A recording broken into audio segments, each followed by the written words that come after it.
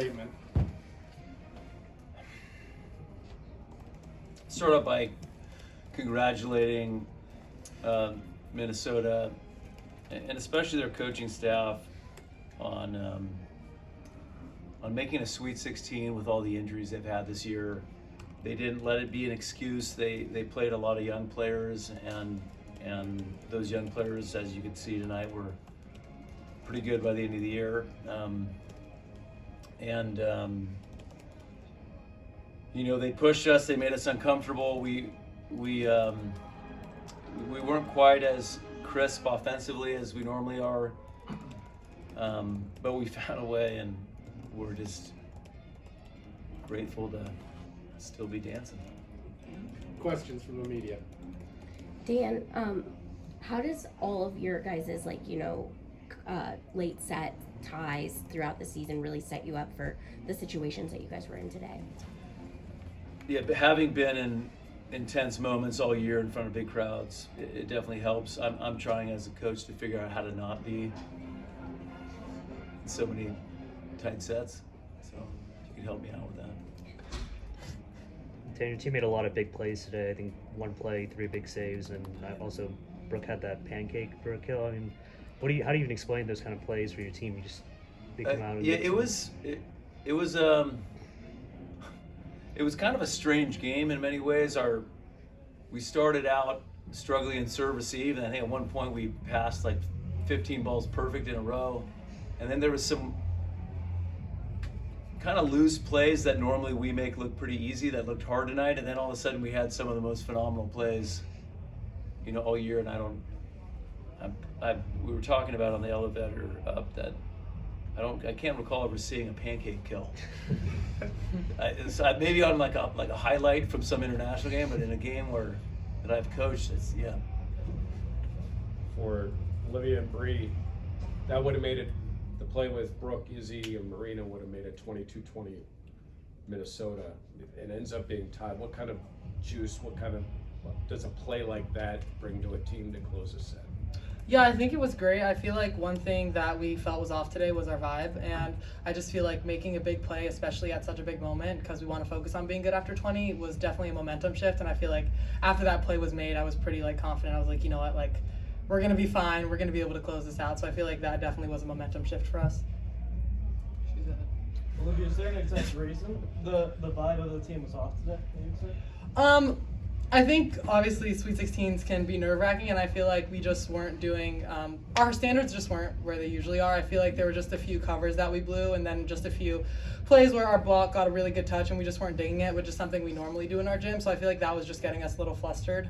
But yeah, just again, even though that wasn't working during the early stages, we were able to close out. So that's all that matters. Olivia, you guys have swept your way to the Elite Eight. There's obviously been some tight sets against Michigan, some tight sets tonight. Just how stress tested or how battle tested do you feel like you guys have been through 3 games now heading into the Elite Eight? I think we're really battle tested. I mean, in no way does it feel like we swept our way through. All of these teams are playing their hardest, and if you look at the scores, it's not like we're blowing teams out. It's like 23-25, a set that could really go either way. So I feel like it's just testing us about how we can play at the end, and I think that's something that's going to be really important moving in these next 3 rounds.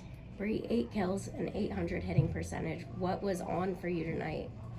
Honestly, over this entire year, Brooke and Fish and I, we've been working on her, putting me in situations off the net, not just on perfect balls, and I think that showed a lot tonight. And honestly, throughout this entire tournament, she's just been working really hard on it, and I mean, she's setting very good, and I appreciate her a lot, but if I see it open, I'm going to give her a kill off that set. Dan Blair had a big block, and the second set had 8 kills, and I think 6 digs.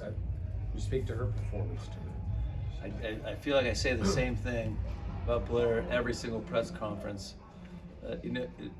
No matter what happens, she finds a way to hit 250 plus and come up with, a couple kills a set, and it seems like, 1 or 2 of them is just a huge kill that we really needed in a big moment, and so that's been kind of, I think her mark on this team this year is just her consistency. Dan, kind of on that note, the second set, it's 23-23, you call timeout. You guys quickly come out and put the set away. Just what did you talk about in that timeout, and how pleased were you with how you guys kind of shut things down from there.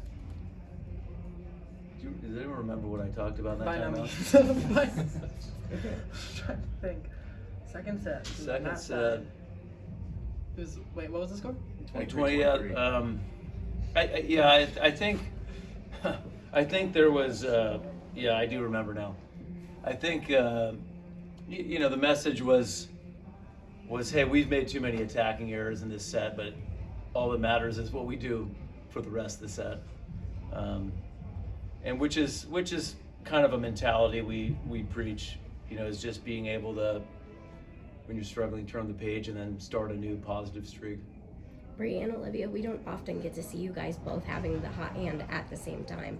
But in the first set, you guys combined for 9 of the 13 kills. Did you notice that you both were kind of like feeding off of each other's energy to, perform that well? Honestly, no. But I feel like when we're on the court, we just have great energy, and just in general because we're close off the court. Yeah. But no, I didn't notice that. I feel like I feed off of her all the time. For sure. Yeah, I didn't notice that, but that doesn't shock me. So that's we feed off each other all the time on the court and off of it. So.